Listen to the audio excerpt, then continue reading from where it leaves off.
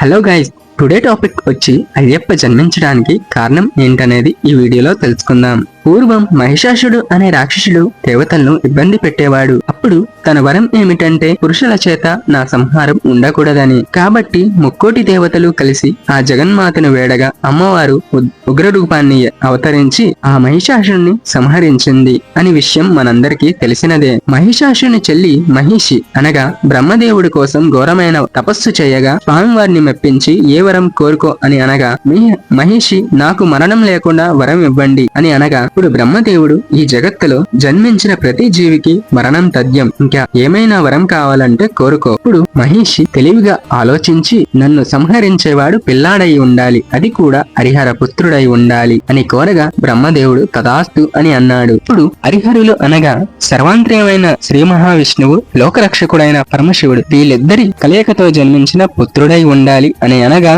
వాళ్ళిద్దరూ మగవాళ్ళు కదా అని మహిషి సంబరపడిపై ముల్లోకాలను ఇబ్బంది పెట్టడం మొదలుపెట్టింది. అదే సమయంలో క్షీరసాగరం అమృతం పంచడానికి విష్ణుమూర్తి మోహిని అవతారం దాలుస్తాడు. అమృతం పంచడం పూర్తయ్యాక శ్రీ మహావిష్ణువు దాల్చిన మోహిని అవతారాన్ని చూసి ఆ పరమశివుడు తన సౌందర్యానికి ముద్దుడై ఆ మోహిని దేవిని చూసి మోహిస్తాడు. ఇప్పుడు శ్రీ శ్రీ హరిహర సుతుడై అయ్యప్ప స్వామి జన్మిస్తాడు.